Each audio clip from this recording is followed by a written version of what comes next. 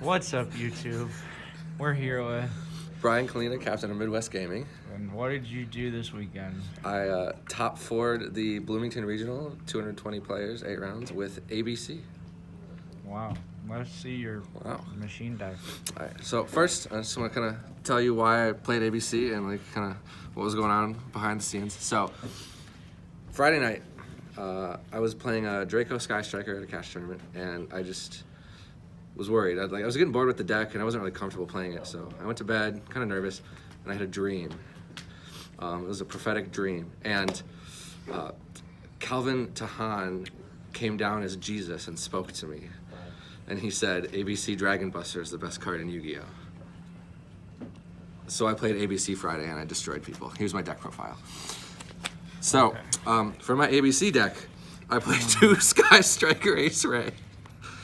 I played 1 Ignis Heat, the Draco Warrior, 1 Dynamite, the True Draco Fighter, and 2 Nibiru, the Primal Being. And then, so I don't own these cards, but I played 1 A Assault Core, 2 B Buster Drake, and 3 C Crush Wyvern. 2, sorry, I misspoke. 2 C Crush Wyvern. So 5 ABC monsters. Where are they? I gave them back to the person who lent them to me. Oh, okay. So they're not here right now. So 1A, 2B, 2C. Yes. And a whole lot of depression. Yeah. So there's 11 monsters, very high potential to brick, but the Yu-Gi-Oh gods bless those who put Buster Dragon on their deck list. So I savage people because Dragon Buster is the best card in the game. Yeah, that's all I got. 11 monsters. For the spells in my ABC deck, this is the second best ABC card. 3 Sky Striker, Mobilize, Engage. And then multi-roll, Widow Anchor, 2 Shark Cannon, because Shark Cannon says Orcus loses.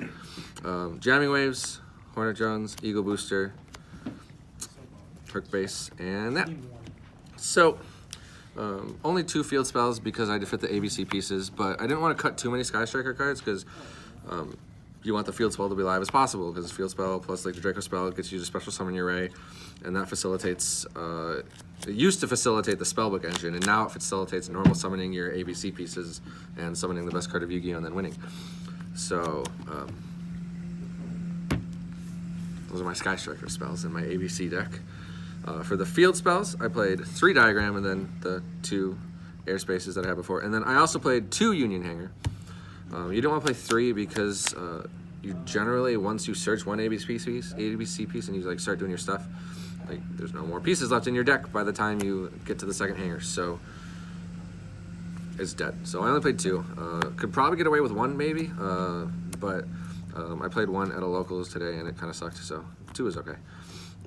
And then set rotation and terraforming for the 9-card field spell engine in my ABC deck. For the Draco cards in my ABC deck, I played 2 Heritage, 2 Disciples, and 2 Apocalypse. I actually ended up siding out a Dino and a Pac a lot just because, like, with so many engines, it clutters. I don't want it to end. And you don't want to brick on the Draco cards, so I wouldn't add any more than this, and I ended up siding some out. I don't think you can side out the spells very easily because they're a lot better when you're going first to facilitate the spells in your graveyard and to get to your engine. So, yeah, it's whatever. And then 2 Chalice, 1 Upstart to round out 40 cards. It was really hard to fit all those in one deck of 40, but I did it. And that was my main deck of ABC cards. Why didn't you play Desires? Stop talking. My extra deck was 1 Kagari. I wish I could play more. That'd be cool. 3 Shiz, and then 2 Hayate, and 1 ABC kinda. Why are you like that? I wish I could fit more in, but when you have to fit the best card in Yu-Gi-Oh! In your extra deck, space becomes tight. So I would play 2 and 2 if I had the space. 2 kinda can actually come up a lot, especially with the time wheels as they are. Stopping them from attacking and doing damage matters quite a bit. But this worked out okay. I played 1 ABC Nightmare Phoenix, and 1 ABC Nightmare Unicorn, 1 ABC Barricade Board Blocker, and 1, this one isn't an ABC card, that's just a Heat of the Fire Charmer Ablaze. So these are my Link 2s, and then the Unicorn, just because you pick apart boards and then summon Buster Dragon. So this came up a lot because it has the down arrow, so yeah. Then Ningirsu, just because it clears boards. It's really good. This is probably the most cuttable card in this version of the deck, because you can't use it to link climb with the ABC monsters. Like, I kind of wanted to play a lot of Salamangreats because Buster banish your Gazelle and I win. And Hita is more effective and then I can do stuff, but I didn't play any, unfortunately. So this card in this variant is probably the most cuttable card. 13th card is Borosword Dragon, because when you summon your C and you equip B, and then you link 2 because you had a Sky Striker monster, that triggers B and C, so you search, and if you already have a piece, then you can special your search. And then you link 4 into Borosword, and then you summon the best card in Yu-Gi-Oh!, which is ABC Dragon Buster, and then you attack for game. Calculated. So 2 ABC Dragon Busters that I also don't own. I don't own the best card of Yu-Gi-Oh! It's insane. I should pick some up, but yeah. Proxies. My side deck was just triple Lancia, 2 Dark Ruler, 2 Twin. I was playing Cosmics in the standard variant, but you want to be able to discard your pieces. So I played 2 Twin, 3 System Down, and 3 DDGs for my blowout cards versus Orchest.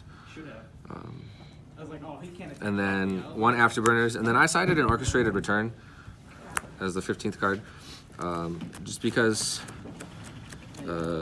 with the ABC pieces, I was going to be Shark Canning Galatea a lot, and I wanted to be able to generate advantage off the use of Galatea's effect to recycle my Kagari or my pieces to be able to make more Buster Dragons. So I put in an Orchestrated Return to set up Galatea, send it away to draw 2 cards. I almost considered playing Dingirsu to Shark Canning Galatea, recycle a piece, overlay for Ding, send a card, and then draw 2, but I didn't because I just couldn't find the space. I probably should have cut Ningirsu for a Dingirsu, but we didn't figure that out until after the fact, and that's okay.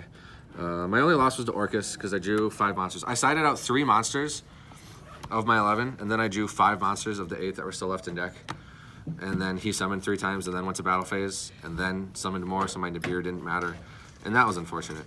But the best part of the day was against Zach Butler in game 3. He was playing pure Sky Striker, and he was at 5,700 life, and he had 2 sets and a Shizuku. And my field was 1 set Shark Cannon, and my hand was a Jamming Waves and an Ignis and a Disciples. And I was like, I'm gonna lose if I don't kill him soon, because he had more advantage with the Sky Striker cards. He had a bigger hand than I did, so I was desperate. In my head, I was like, oh, I can Jamming Waves 1 set, destroy the Shizuku, he activates Ray, I Shark Cannon it to summon the Ray, and then I Disciples Tribute for my Ignis to pop his other back row, and that was 3,900 damage, and he was at 5,700 life, so I was 1,800 short.